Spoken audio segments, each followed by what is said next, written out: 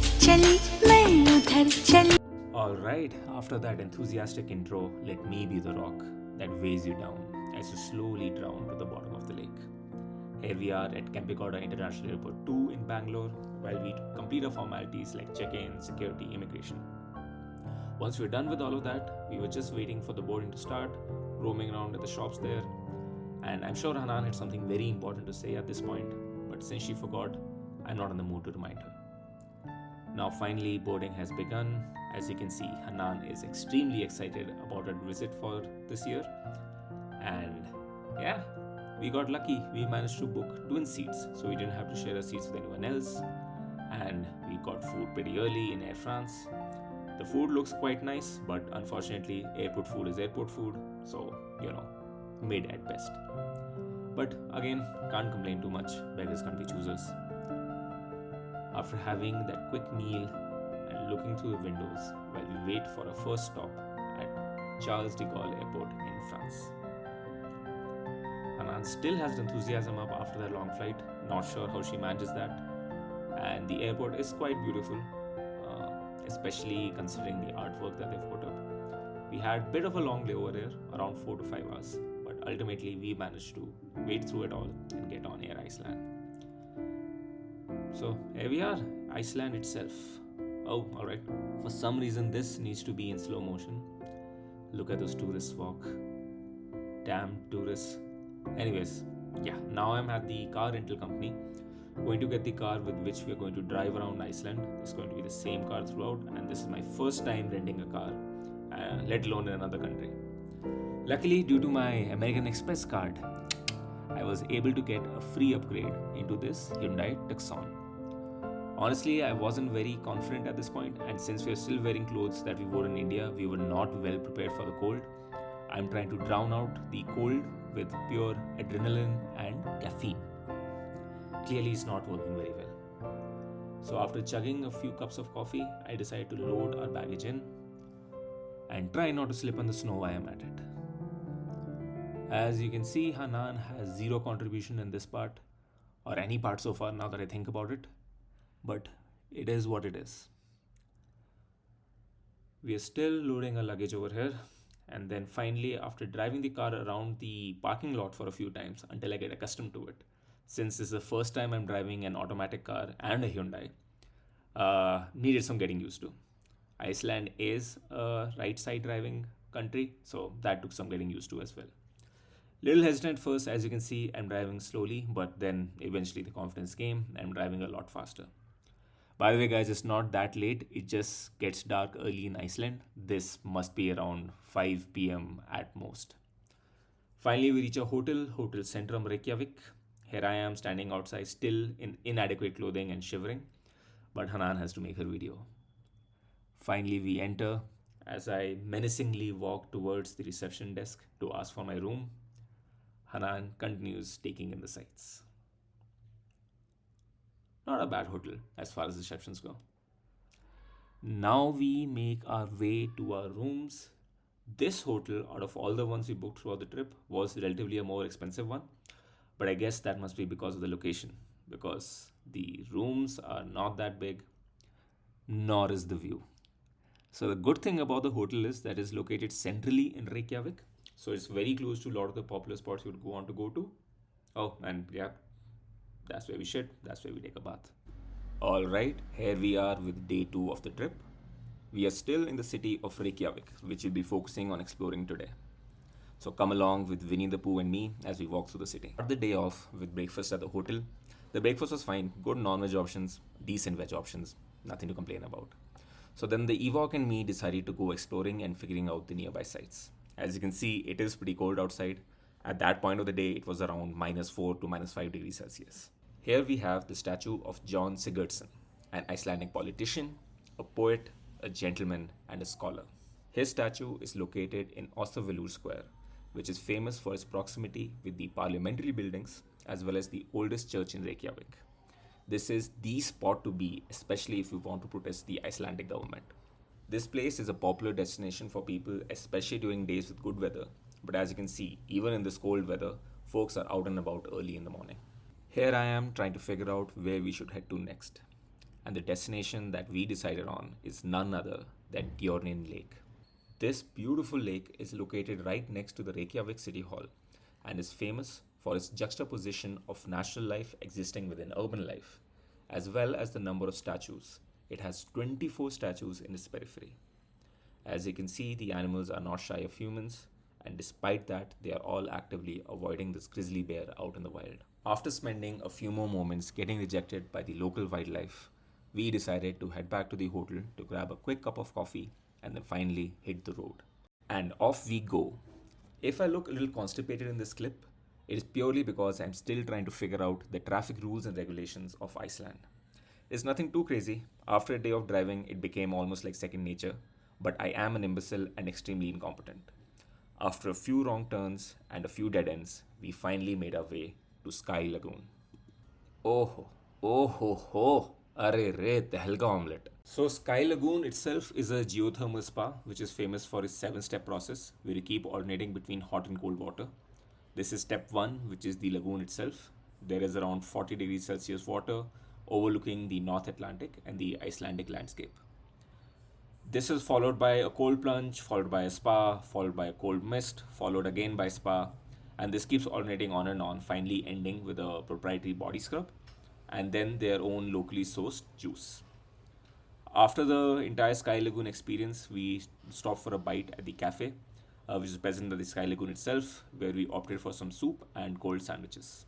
After that, we decided to go for Fly Over Iceland. So Fly Over Iceland is like a 4DX 10 to 15 minutes clip or a brief history of Iceland. To be honest, it's targeted more for kids, and this is something that you can skip, but if you have the time, worth checking out for sure. But what we discovered right behind Fly Over Iceland is this beautiful scenic landscape.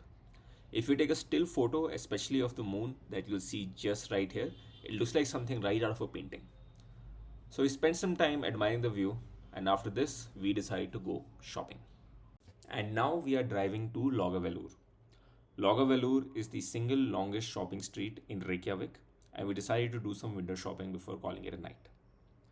As we walked down the street, we got a little peckish and decided to look for some place to grab a quick snack. And that's when we came across Lukumas. Hanan, like the loser she is, decided to get some hot chocolate, and I, like the Viking I am, decided to get some ice cream in the frigid weather. But I made sure not to make any eye contact while I was having my ice cream. After Hanan was fed and watered, we spent a few more moments walking down the street. And then we decided it was time I earned myself a little beer. Unfortunately, my favorite beer is pretty hard to find in India, and I wasn't sure whether I would be able to find it in Iceland. And then a literal sign hit me in the face. Based purely on that sign, I decided to walk into the pub and get myself a pint of Guinness. This entire bar or pub was completely English themed, and it took itself very, very seriously. So seriously, in fact, that this place only serves liquor. It serves absolutely no food, no chakna, no peanuts, no nothing. As I took a sip of the elixir of the gods, I let the pleasantness and the calmness wash through me. I forgot all about my weary travels, and I was just at one with the world. After a quick pint, Hanan and me decided to grab dinner before calling it a day. We found this beautiful restaurant very close to our hotel and decided to order a veggie burger with a side of apple cider for Hanan and floki sheep dung smoked whiskey and a plate of duck confit for myself. As you can see, the setup is very elaborate with its own sauces, platforms, and sides, and some additional pancakes to go along with it. So that's it for day 2, guys. It's day 3 of our Iceland trip, and it's time for us to hit the open road.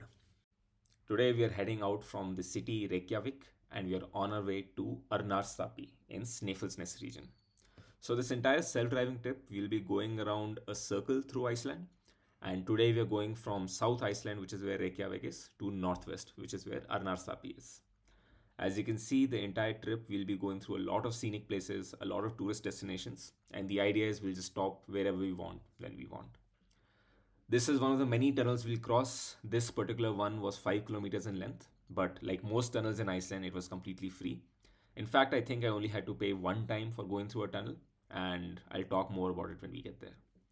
Hanan and I had decided to stop whenever we saw something cool, which is exactly what we did right here. But then we realized very quickly that we would end up doing it every 5 minutes because this place is absolutely gorgeous. And the climate and landscape changes quite drastically as you're driving from south to north. It is already snowing, and you can see the snow forming these patterns across the road as the wind blows across it. Even though today is mostly a driving heavy day with not a lot of pit stops, as you can see, this country is gorgeous. It feels like we're in some alien landscape right now, and just no words to do it justice. Before long, we need to fill fuel, and I did not know what petrol is called. It's called benzene, which I eventually figured out and had to fill petrol myself for the first time. After filling petrol, decided to fuel up ourselves a bit. I got myself black coffee, like the adult I am, unlike some kids who need hot chocolate to function. Lucky for Hanan, I like kids. And lucky for society, I like kids the appropriate amount as allowed by law. This is Bjarnhofen, famous for his shark museum where you can try the Icelandic fermented shark meat. We then got betrayed by Google Maps as it guided us down the wrong road. We trusted too deeply and blindly. Google Maps led us down an off-roading track which was actually closed at this time of the season. We were busy enjoying the cliffs overlooking the ocean, and before long, our car was stuck in snow so deep that it could not even drive across it. Somehow, with great difficulty, I managed to get the car out, but the entire time I was afraid that not only will I get unalived, but I'll take this sociopath with me. Luckily, I was able to find my way out and make it to Helnar, which is an ancient fishing village with records going back to 1560.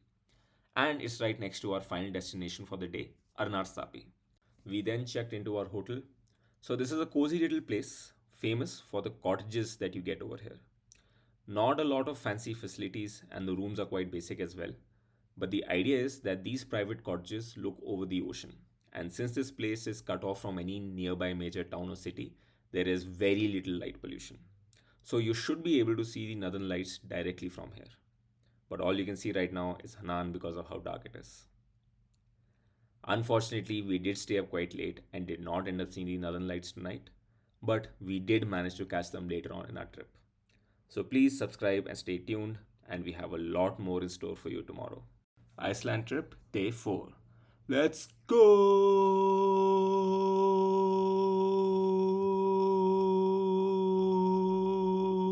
So last time we stopped at Hotel Arnarstapi, and unfortunately we were not able to see any northern lights last night, but we did wake up to this gorgeous view.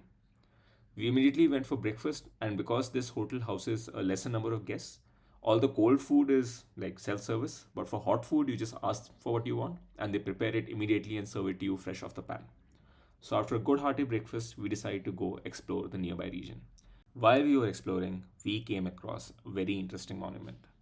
This is the monument of Bárður Snæfellsnes. And if you remember, we are currently in the Snæfellsnes Peninsula, where Arnarstapi is.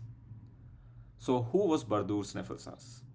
Bárður was born to a human mother and a troll father, making him half human, half troll, and a powerful being with a deep connection to nature.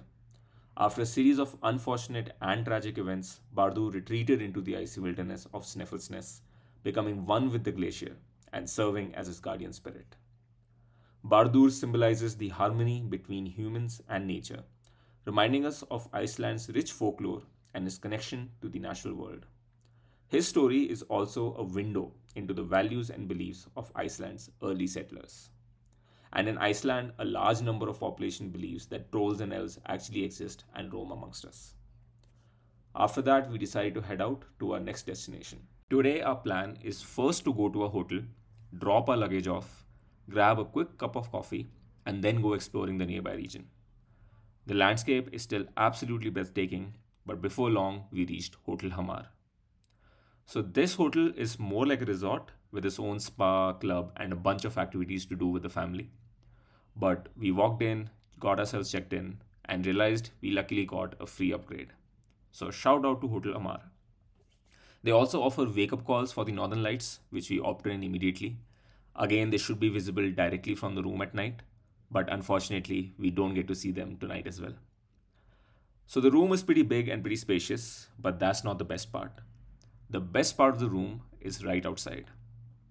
So when you open this door and walk right out, you're greeted with this gorgeous landscape. You can see the mountains and the snow and look right into the sunset. We spent some time grabbing a cup of coffee and staring into the sunset before heading out. We did make a quick pit stop for photos. Here you can see Hanan being all elegant and enigmatic, and she trips. To hide her embarrassment, I pan to this view of the field. We are exploring the Borgarfjörður region, and right now we are specifically in Fossatun. So this is a great camping site, especially if you have your own equipment. But the specialty of this region is that the rock formations here actually look like trolls.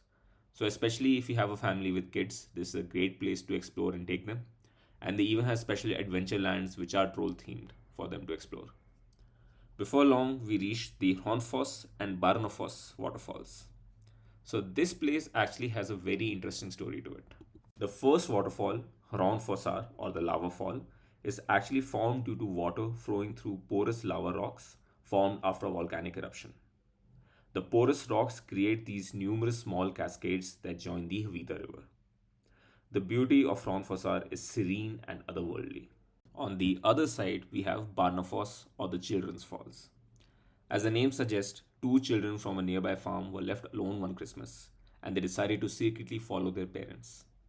While crossing over a stone arch, they slipped and fell into the river, drowning. Their mother was so overcome with grief that she cursed the bridge, which eventually broke down and was never reformed in their honor.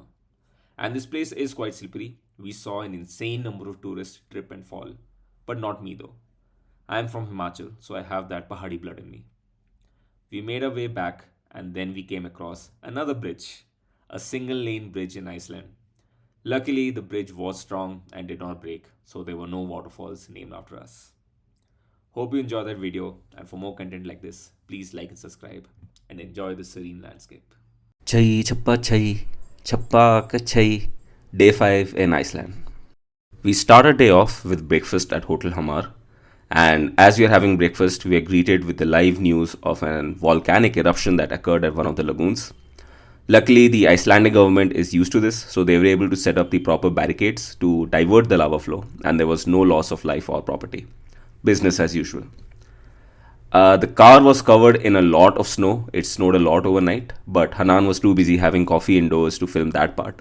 So here I am freezing in the snow, scrubbing the frost off the car. Finally, I do manage to get it in a condition that is drivable, and I am super tired, super cranky, struggling to get the seatbelt on top of the many layers of clothing.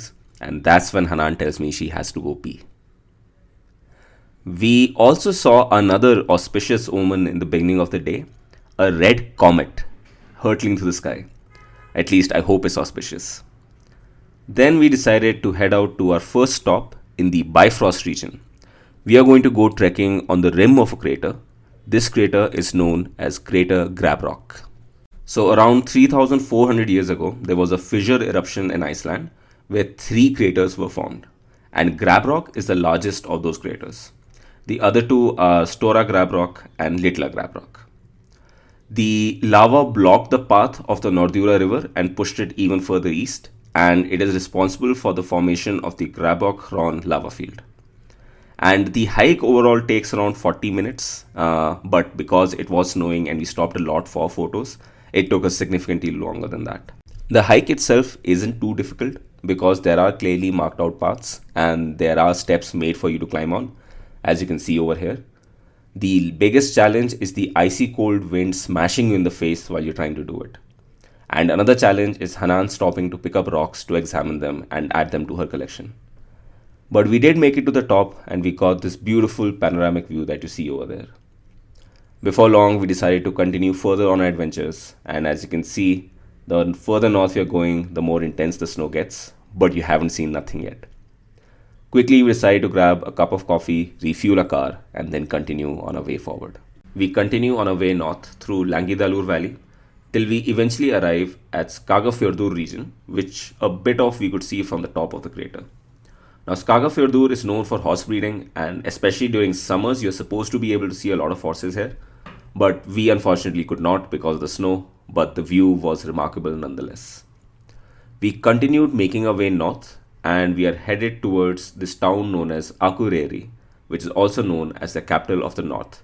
And I think this was the second largest city we saw throughout our Icelandic trip after Reykjavik. We will be stopping over at Hotel Kia, where we are just planning to drop our luggage before going to the next stop, but we will be back to spend the night over here. Unfortunately, because this hotel is in the middle of a city, we will not be able to see the northern lights because of the light pollution. You can see me dragging the luggage all by myself up to our rooms, our tiny, tiny rooms.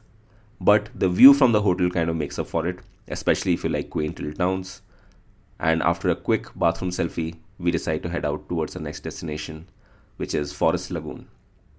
As you can sense, Hanan and I love lagoons. This is just the second of total 3 lagoons we will visit through our Icelandic trip, and it is quite similar to our first lagoon, which was Sky Lagoon, in day 2 of our video. Fairly similar process. You make reservations beforehand, you show them your barcode, after which you are granted access into the lagoons, and as you can see, I'm just happy to be here. It is quite surreal to be in this lagoon with 40 degrees Celsius water with little snow on the border. And after spending some time doing Hanan's photo shoots, we went for step 2, which is a cold plunge, as you can see this man doing over here, followed by the sauna. It is a lot smaller than Sky Lagoon because after sauna you're done, you just come back here to the same place you started. And we spent most of our night over there. As we made our way back to find a place to grab some food, we went out to the shopping district right outside our hotel and found this quaint place which serves great burgers and Guinness. That's it for today, guys. Stay tuned in for day 6 and don't forget to like and subscribe. Oh, ye sexy ladka kaun hai? We begin day 6 with me walking down the icy roads of Akureyri. Hanan had a craving for some sourdough bread, and me, being the dutiful husband, found this very famous bakery known as Christian's very close to our hotel. We stopped by there, grabbed some coffee and some sourdough bread before beginning our day 6. Today we'll be crossing the only paid tunnel I came across the entire trip in Iceland, and it is super seamless. You just have to visit this website called tunnel.is up to 24 hours before the visit or 3 hours after crossing the tunnel, and you're set. Any longer than that, you start incurring fines, but there are no toll gates or any stoppages of any sort. Super futuristic and super seamless. And as we are on our way to our next destination, you can see that the snow is getting very serious right now. Before long, we reach Goðafoss Waterfalls, also known as Waterfalls of the Gods. Back in 9th and 10th century, when Iceland was first settled, majority of the folks used to worship the Norse gods, like Thor and Odin. But around 1000 AD, with the establishment of the Commonwealth, there was a pressure from Europe to either convert to Christianity or be invaded. This decision lay on the shoulders of Thorgeir, a priest or Godi. And he decided, after consulting with the old gods, that for the betterment of the people, it would be better to convert to Christianity. Pagans could still worship the old gods, but in private. He then came back to North Iceland and discarded the idols of the old gods into this waterfall, giving it the name Goðafoss, or Waterfall of the Gods. After the waterfalls, we decided to head to our hotel so that we could dump our luggage and then continue exploring the rest of the region. We are driving through the Lake Mývatn region, and because of the heavy snow, it's hard to tell what is land, what is lake, what is what. But the drive is still beautiful nonetheless, and it seems like I'm driving on an alien planet. I mean, it's absolutely indescribable. Driving was not too difficult, the roads were clear until we reached near a hotel where visibility was absolutely null. But with some careful driving, we reached Hotel Laksa. And as you can see, the snow is in full force over here. The hotel is pretty decent. We had a little trouble finding the staff. I think they were off having lunch, but they were pretty helpful and showed us to our rooms. The rooms are decent, not too big, not too small.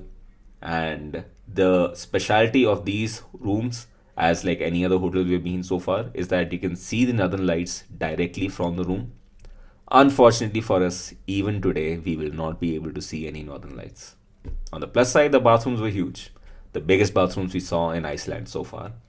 And like any other hotel, there is constant hot water. We explored the area outside our hotel. As you can see, the snow is pretty heavy. And then we decided to set off to our next destination, Dimmuborgir. So Dimmuborgir is said to be the lava fields where Lucifer landed, and his crash created the crater over here. And this is more of a hiking trail where you have multiple options. And This is around the time where Hanan decided to run her mouth and find out. And this is me just reminding her that all actions have consequences. Here's a lesson she won't forget. Just kidding. Alright, so we have multiple hiking options: blue, green, orange, red, varying in length as well as difficulty.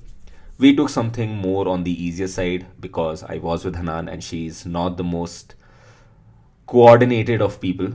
But as you can see, I am traversing this like a champ. My Pahadi genes and my Viking blood make this absolutely easy for me. There are a lot of hidden caves and Easter eggs to be found where they have hidden statues and plaques and bunch of other things for you to discover. So that was always pretty interesting. But one word of caution: do not walk off the beaten path. There are these crevices. This is one that has been exposed, but there are hundreds of them under the snow. And if you just step off the path, you could be an unwilling participant in Manjable Boys Part 2. Stay on the path, people. We walked up that arch and took a few photos. Eventually, Hanan got too cold and wanted some food in her system. Luckily for us, there was a cafe right outside the Mumborgir. Unluckily, they closed at 2. Here's Hanan expressing her disappointment. We then went hungry and drove to our next destination, which will be the final lagoon, Mývatn Nature Baths. So this lagoon is naturally heated, so it smells strongly of sulfur. And to be honest, it was the worst of the 3 lagoons we went to. But it is a lagoon at the end of the day. How bad can it be? And like all lagoons, they also serve liquor right here within the lagoon. And here's me waiting eagerly for my fix. We grabbed some food finally and then decided to go exploring the nearby regions without any plan. For our final destination of the night, we are headed to Greortagja. So this is a grotto which was used to film a scene from Game of Thrones.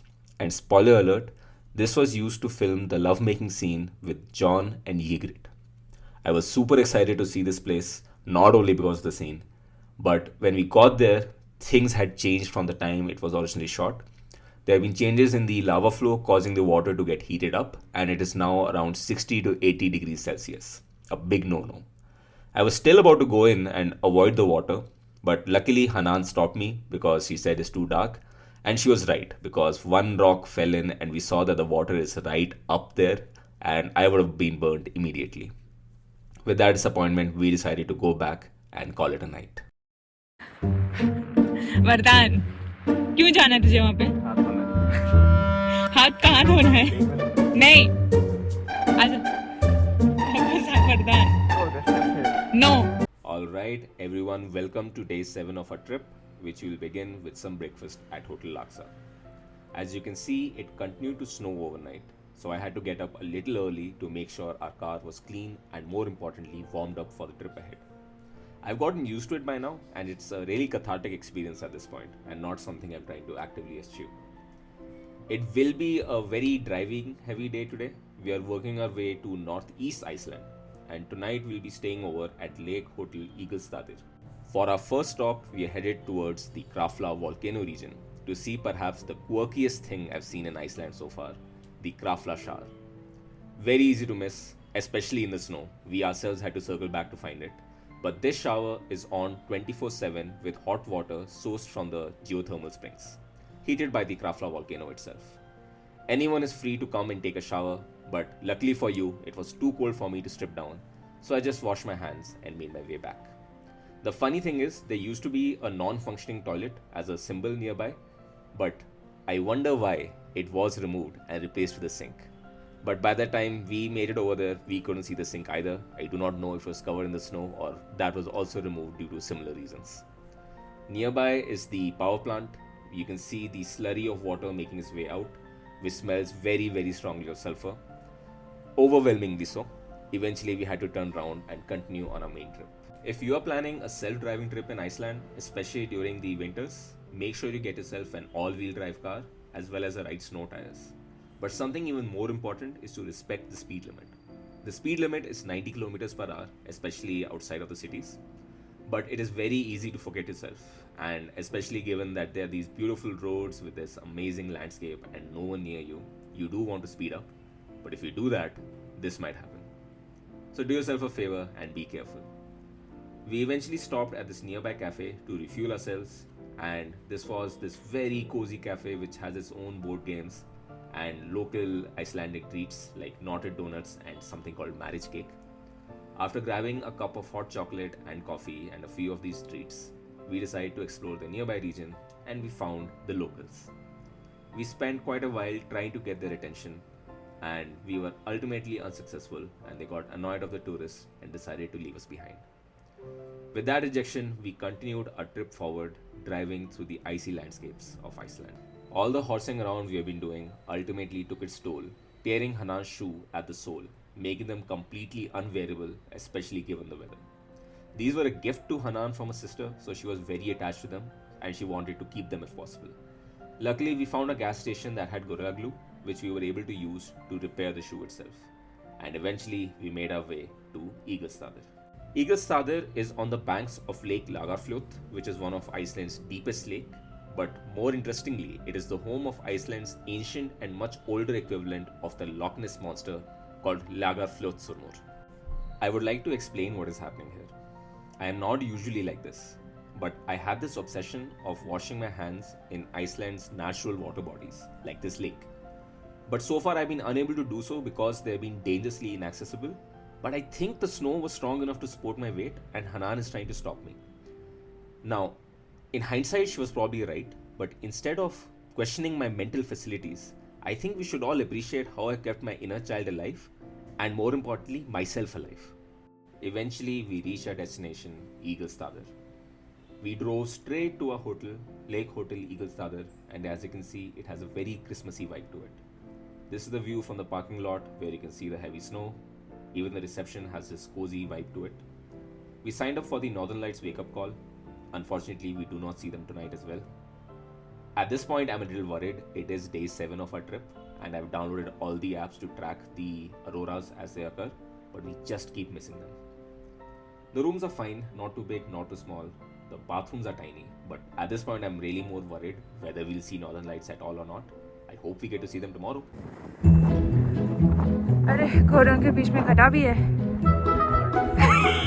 Begin day 8 with breakfast at Hotel Egilsstaðir, and this by far was the best breakfast spread we have seen the entire trip. So after eagerly stuffing our faces, we made our way out, and today we'll be traveling from Northeast Iceland to Southeast Iceland. And as you go from north to south, you'll see the climate change quite drastically, and as a farewell, North Iceland decided to give us a snowstorm. And the visibility is bad enough, but the winds were so strong that they were literally pushing the car on the road. But we persevered through, and thankfully so, because today we'll be driving almost the entire day next to the ocean, and the view is just absolutely beautiful. If you look carefully off in the distance, you can see some black clouds gathering, which is yet another storm. We were worried that we'll get caught in another storm very quickly, and based on how difficult it was to drive through the last one, we were genuinely concerned, but we didn't have to worry too much. We never caught up with the storm, fortunately. We drove our way through yet another free tunnel, like most tunnels in Iceland, and I was hoping to catch a glimpse of a black beach on which I could actually walk across and wash my hands, as that has been a lifelong dream of mine. But unfortunately, the winds, the storm, and the ocean were too violent for me to actually walk up there and do anything about it. Guess I'll just have to be a bit more patient. We found some scenic cliffs overlooking the ocean where you can actually see the waves hit against the rocks, and the winds were so strong that if you open your car door the wrong way, either the door is going to hit you on the face or the door is going to blow clean right off. So you have to be very careful with these things, and all the rental cars have a warning on them. Luckily for us, we did find a beach where the winds were a bit calmer and you can just nicely walk across to the shore. And this was finally the perfect opportunity for me to fulfill the dream of mine and wash my hands in Icelandic water. As you can see, I'm quite happy and my inner golem is coming out. This is what it feels like when your lifelong dreams come true. So never stop believing. This beach was actually quite calm, and the weather does improve a lot going forward. You can see the roads are a lot clearer now and it's much easier to drive. We are somewhere midway between our final destination for the day, which is a town called Hofen. But even though the wind and snow has let up, it is still extremely cold. You can see that there's a waterfall right there which has completely frozen mid-fall. We'll soon be passing through a town known as Fastarudsfjörður. So this town is famous for its French heritage and architecture, but more interestingly, even the street signs in this town are in French. Typically, we would see them in Icelandic, so Hanan and I made sure to check out as many street signs we could by going down random alleys to confirm that yes, they indeed were in French. With that reassurance, we continued on our journey and came across this herd of Icelandic horses. Now, because of the cold weather and winds, these horses tend to have thicker fur and they are very, very fluffy. We wanted to pet them, but unfortunately, they were absolutely not interested and studiously ignored us. We did come across this beautiful overlook where the ocean was hypnotically hitting against the rocks, and we spent quite a while just staring off into the horizon. Though soon the sun started to set and we had to continue on our way so that we reached our destination in time. Now, as you see, we are going from North to South Iceland. The snow is receding quite dramatically, and very soon we'll not be able to see any snow at all once we reach the town of Hofen. So we bid adieu to North Iceland and we are just entering the town of Hofen. Now the hotel also is known as Hofen, so quite creative with their names. But as we checked in, we signed up for the Northern Light wake-up call as we usually do and made our way to our rooms. So the rooms themselves were decent, around the usual size of what we've seen so far, and through that window you should be able to see the northern lights if you're lucky. But the bathroom had a bathtub, which was a huge plus, and we spent some time just soaking up and decided to explore the nearby region before the night hits. So at this point I'm quite worried. It is day 8 and we have not seen any northern lights, and I have the stress in the back of my mind that will we see them at all tonight? And guess what?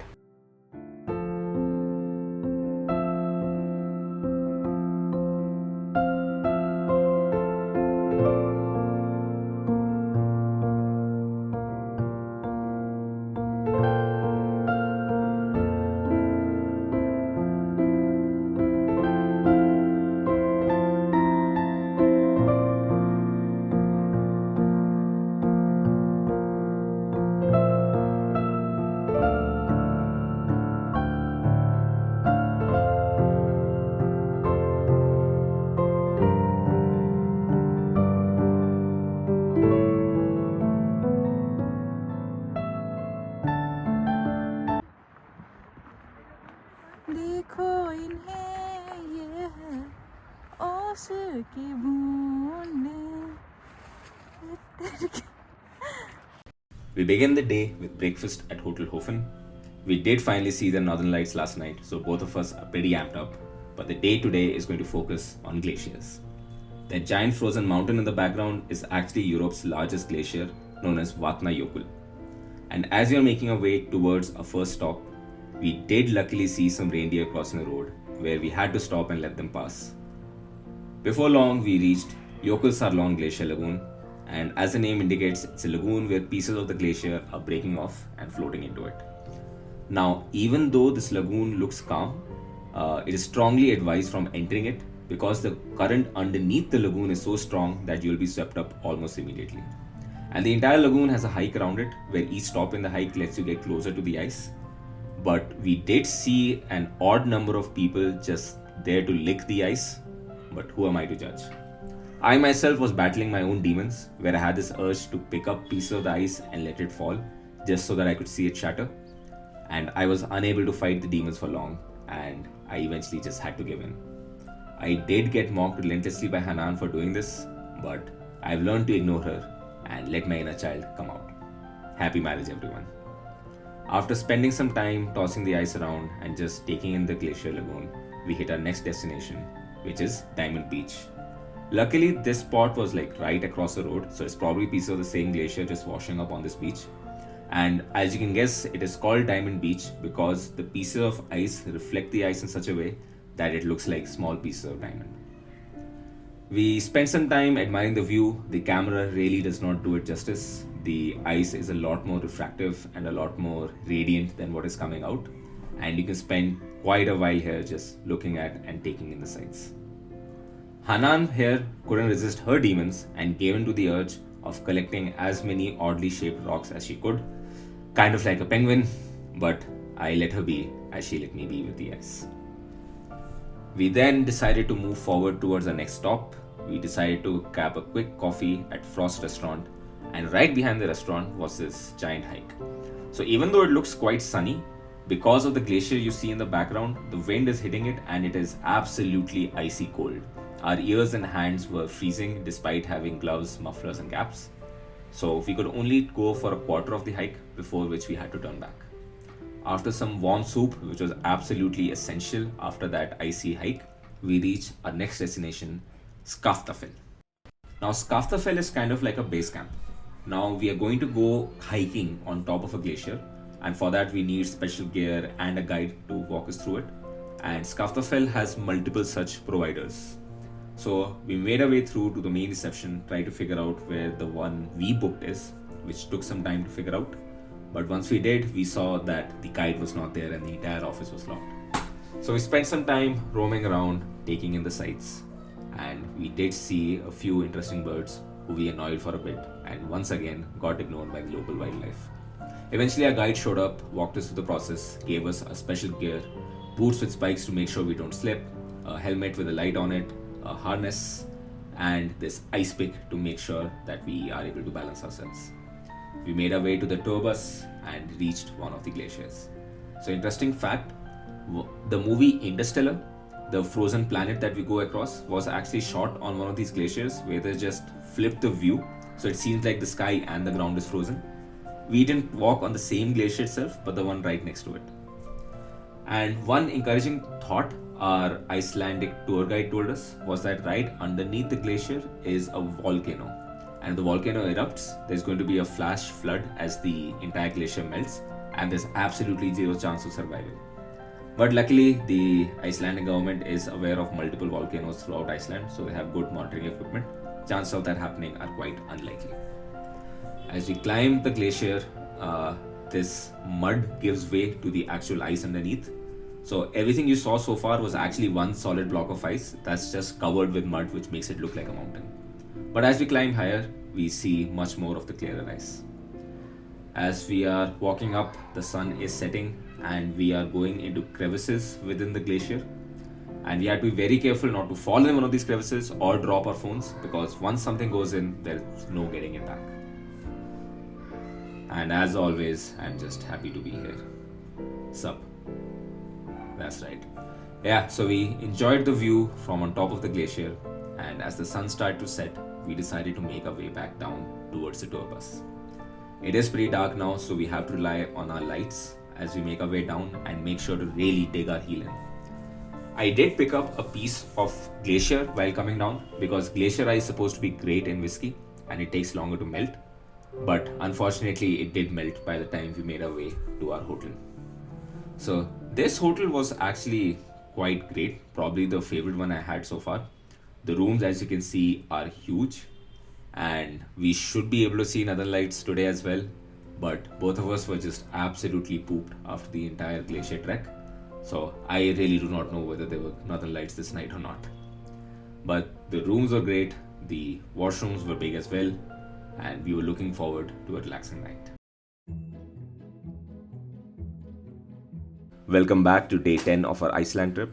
Today we'll be finally completing the Golden Circle and making our way back to our starting point, Reykjavík. But before we do that, we'll stop by Sólheimjökull, which is the glacier tongue part of the larger Mýrdalsjökull glacier. And all the water you see right here is just runoff from that glacier.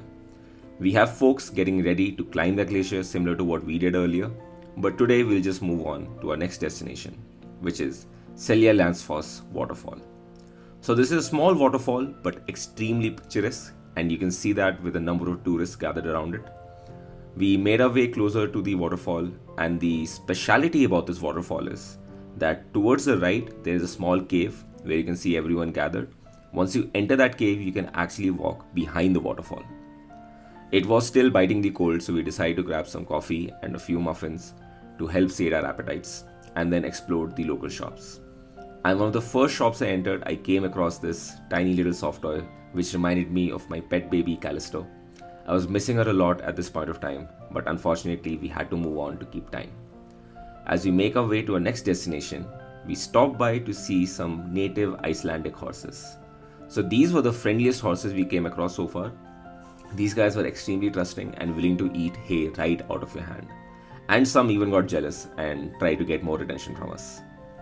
Eventually, we did tear ourselves away from them to our next destination, which is the Glacier.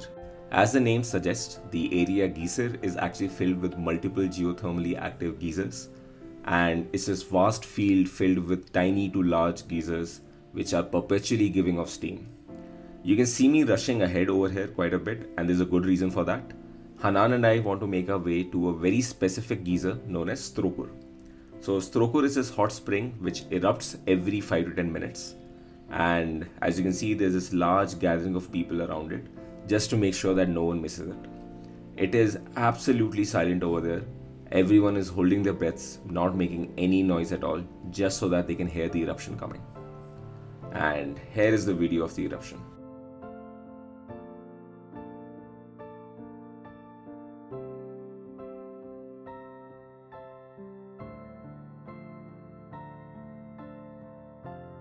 After having our minds blown looking at that spectacular eruption, That's what she said. Hanan and I decided to grab a quick cup of coffee and some snacks before heading out to our final destination for the day before we reach Reykjavík. Our last stop is the lava tunnels. This is a guided tour given by a group of extremely enthusiastic geologists, and I would strongly recommend anyone stopping by Iceland to give this a go. As the name suggests, the tunnels are carved by lava just pushing through the rocks and carving this magnificent structure out. It is filled with a vast variety of minerals and rocks, which the geologist walks us through. And the most interesting part is that they have a strict no-no rule that no one can lick the rocks, which we initially thought was a joke. But actually, there is a very specific bacteria growing on the walls of these caves, which have had little to no human contact. So, because of that, they never developed any defenses against humans. But if they keep coming in contact with human fluids like saliva by people licking the rocks or just spitting somewhere over there, they might start seeing humanity as a threat because they are hydrophobic and might develop defenses against them. Which is why it is extremely important to limit human fluid interaction with these bacteria. As the geologists walked us through the cave and we went deeper and deeper, we realized that some of these rocks are worth millions of dollars, and it is their job to make sure that no handsy tourist just picks them up and makes off with it. But otherwise, there were no real restrictions. We met Dave, as you can see over there, and before you knew it, the tour was over. There was nothing else left to do at this point except hand in our safety gear like helmets, shoe spikes, and torches. We then took in this gorgeous view one last time before heading out to Reykjavík. So parking in Reykjavík is quite difficult, and we had to go up and down quite a bit until we found a spot where overnight parking is allowed. Fortunately, we were in the same hotel where we were in day one, so we were already familiar with the locality. It was still too early to call it a night, so Hanan and I decided to head out exploring. While we were out, we came across this amazing food hall where we had these delicious burgers. After that, we continued our exploration and came across this temporary ice rink. So Hanan and I, neither of us know how to ice skate nor have we been on a rink before, but we just had to give it a shot. So after renting out the shoes, we decided to try our luck. And this is the extent of what we managed to learn, with all the grace of a bull in a china shop. After that, to close out the night, we of course had to have some ice cream. Hope you enjoy the video and don't forget to like and subscribe. All good things must come to an end, and so is our trip to Iceland. It has been an amazing 11 days, but we do have a flight to catch in the evening. We will make the most of our morning though and spend it exploring Reykjavík. To kick things off, we want to try the amazing Icelandic sourdough bread. So Hanan and I got up and made our way straight to the closest bakery we could find. After that, we decided to try some local candies of Iceland. And did you know Iceland is considered to have amongst the world's worst cuisines? I found out after going to the grocery store. For our next stop, we're heading to a very popular tourist destination in Reykjavík known as the Grota Lighthouse. As you can see, the weather is a little overcast. It is drizzling a little bit and the winds are making it extremely cold. But this gives a very Lovecraftian vibe to the entire lighthouse, which we absolutely loved. We spent our time slowly strolling by and taking in the sights and the vibes. After that, we decided to head to our next destination. We are now at Nathorvik Geothermal Beach. This beach is extremely popular with the tourists during summers and is filled with people and water sporting activities. Unfortunately, this is off-season and the middle of winter, so besides this one random guy bathing in the ocean, we didn't find anyone. We decided to grab a quick bite to eat and then make our way to the airport. Formalities first, had to return the car. The car was absolutely amazing, no problems at all, so shout out to Hertz. And then we make our way to the flight. Don't worry, we'll make more videos for our future adventures. Or worry, I don't know how you like them. All I know is Hanan was not very happy that the trip was over.